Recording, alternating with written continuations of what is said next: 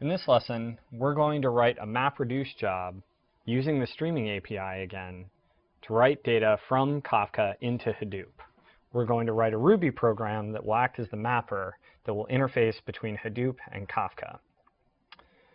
So in the previous lesson, I mentioned that Kafka consumers are required to keep state about where their offset is. So they're required to know where to pick up in a queue. So if you're going to periodically run a Hadoop job that aggregates log files, you need to know where you have to pick up in the queue from. So we're going to use Redis to store that state. So the first thing we're going to need to do is install it really quickly. We're going to use Redis 2.6, which hasn't yet been released at this time. It's in RC6, but within a few months it should probably be in production.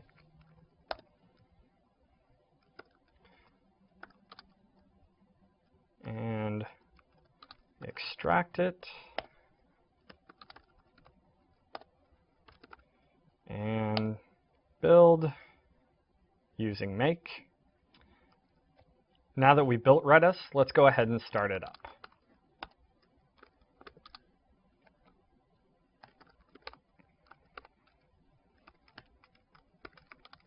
And we'll redirect everything to redis.out. And background it. And let's see if it's running. Okay. Redis also comes with a handy client library, command line client. See what's in it. Obviously there's nothing here, but we'll be putting stuff in there soon. Finally, to work with Redis, we'll need to install the Redis gem.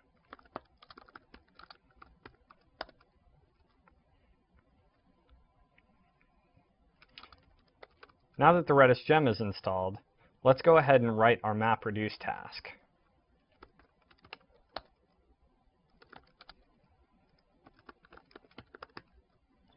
So we'll call this mapperlog.rb. Let's write the mapper that will aggregate messages from Kafka and write them into Hadoop.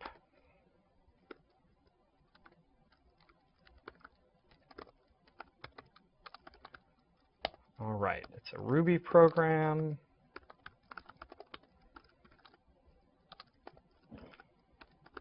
And we'll need Redis.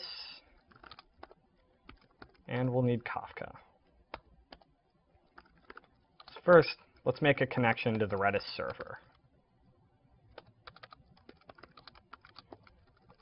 We specify the host, and we specify the port, which in this case is 6379. All right, and now our Kafka consumer.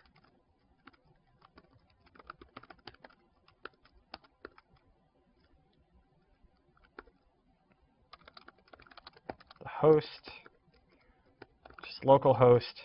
In a real mapper, you'd obviously want to connect to the central Kafka server.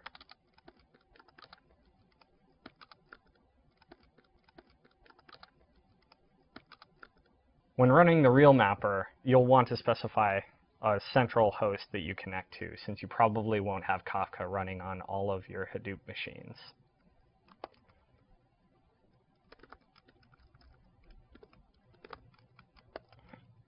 All right.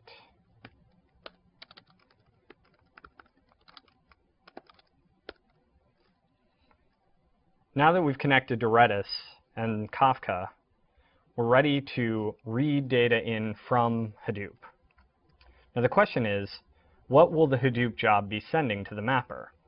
We know that we're going to be reading in from standard in, but what will it be? For that, we'll want to create a file in Hadoop that has the various topics and partition pairs that we want to read data from. So let's have a look at what that file will look like.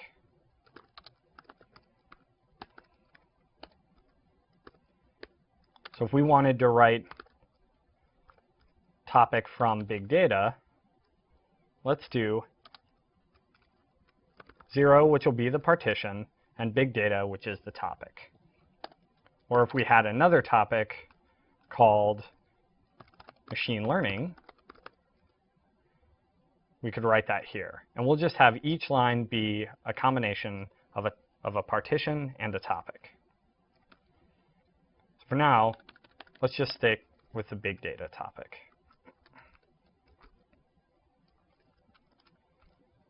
Okay, so now that we know what the input format is going to be, we can loop through it and pull files from Kafka, pull messages. So we'll pull out the topic and the partition from the line.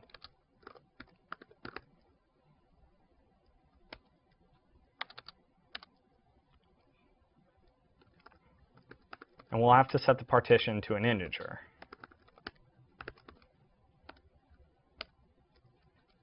So we can send it to the Kafka consumer. Now that we have the topic and the partition, we need to figure out where we want to start reading from. I mentioned before that we're going to use Redis to store the offsets. So let's figure out how we want to store that in Redis. Here's a good way to do it. So we'll define the key for this topic and partition. This is the key that we're going to look for in Redis that tells us where to pick up from.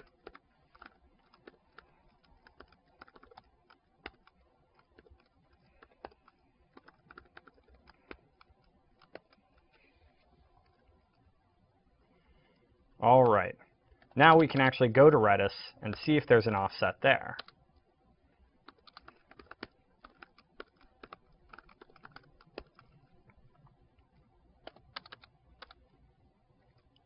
So if there's an offset for this topic and partition combination, it will get returned from Redis. And we can optionally set it to 0, which will be the very beginning. Finally, if it came from Redis, we'll want to convert it to an integer. Okay, now we're ready to read data from Kafka through the consumer. So for that, we'll set the topic. We'll set the partition.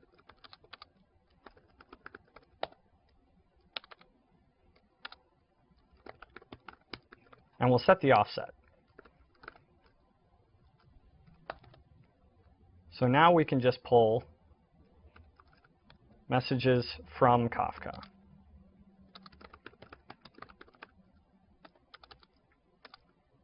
And if we want to loop through those messages and empty it out, we can just continually loop through. So while the messages array is not empty, let's continue to pull messages off.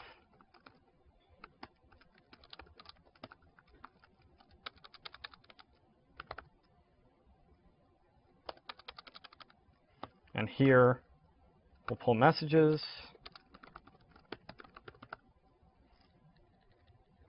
All right. Now, right here is where we need to do something. That's where we're going to want to write the data to Hadoop. So within the streaming API, one way to do that is to just create a file and copy it locally, and then use the command line interface to copy that file up to Hadoop. If we're in Java, we could use native Java bindings. And there's also Thrift server that you can run to copy files into Hadoop, but it can be somewhat difficult to set up. This will get us running pretty quickly and works pretty well. So first we want to say what the file is that we're going to copy these messages into.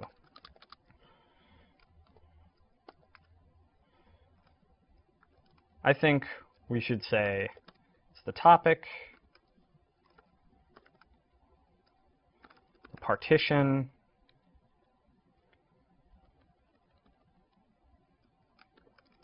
and let's say what day it is. I think this is a job that probably only needs to be run once a day. Because Kafka is persistent and high throughput, you can request an entire day's worth of messages, and it will get through them fairly quickly. And that also works well with Hadoop to copy a whole large chunk of data at once.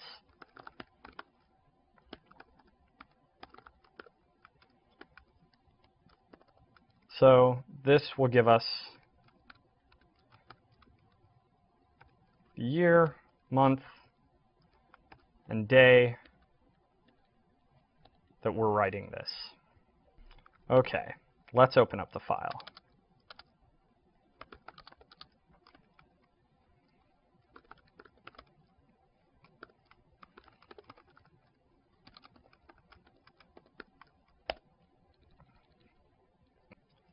And finally, we can write the message in.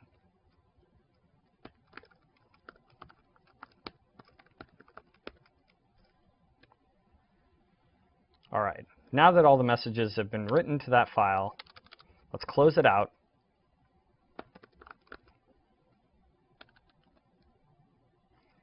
And copy it up to Hadoop.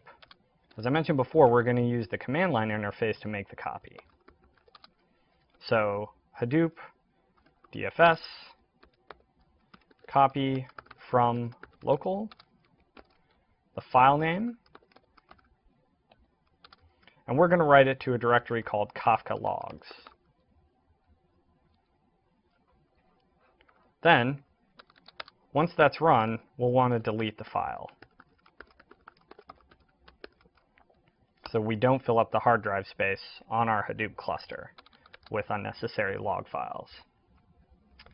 Finally, we'll want to mark in Redis where the last time we wrote files was, the offset of the consumer.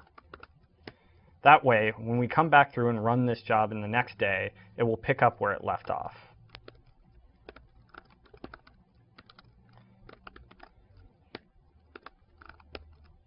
So here we can see that we're setting that offset key, and we're just checking the offset of the consumer.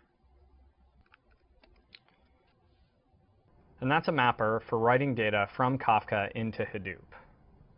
To run it, you'll need to use Hadoop command line utility. You'll also need to copy the topics text file into Hadoop to act as the input. So let's look at what the command line utility would look like for running it. Again, Hadoop jar, and we're going to use the streaming jar.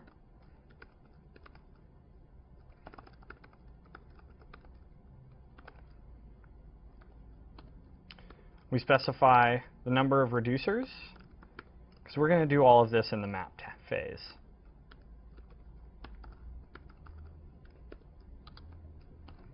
We specify the input.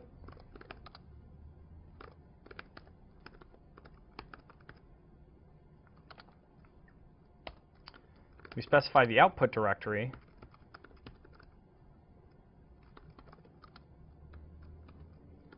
We specify the mapper.